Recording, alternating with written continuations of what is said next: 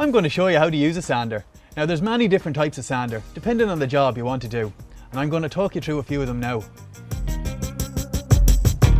Top tip: when using any sander, always remember to wear a dust mask and goggles. Here I'm using a belt sander. This is ideal for the rapid removal of heavy material and is generally used in the beginning of your sanding process.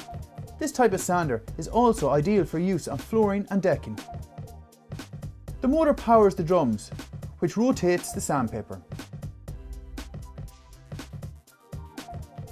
To attach the sandpaper, make sure the arrows on the sandpaper are facing in the same direction as the arrows on the sander. Then simply lift the catch on the side of the sander and slide the seamless loop of sandpaper over the two barrels. When the paper is fitted over the barrels, simply push the catch back into place. Here's a piece of varnished timber, which I want to sand back prior to treating. Top tip: always sand wood in the direction of the grain. This sander is fitted with a dust bag for easy collection of dust.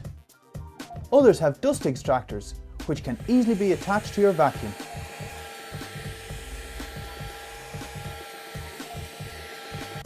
Here I'm using a random orbit sander.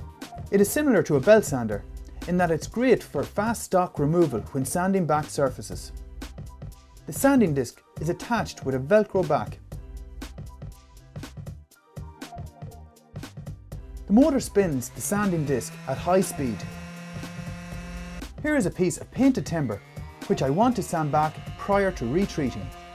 This sander is useful for sanding on both concave and convex surfaces. Here I am using a sheet sander. It is ideal for sanding smooth wood surfaces as it's less aggressive than the belt sander. You can buy specific sheets or cut standard sandpaper sheets to size.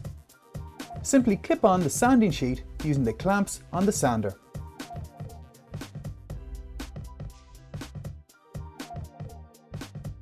There are also models that use a velcro back sanding sheet.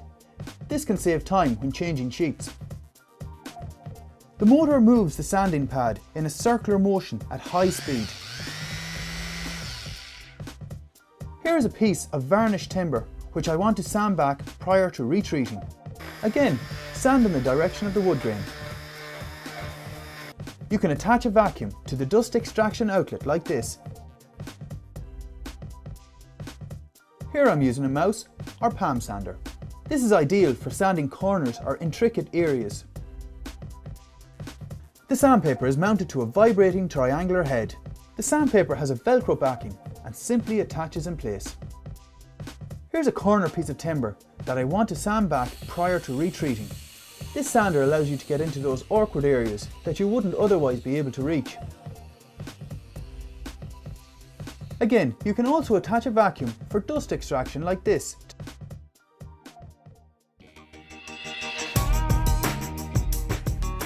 So that's how you use a sander, and I hope you find it makes sanding a lot easier for you.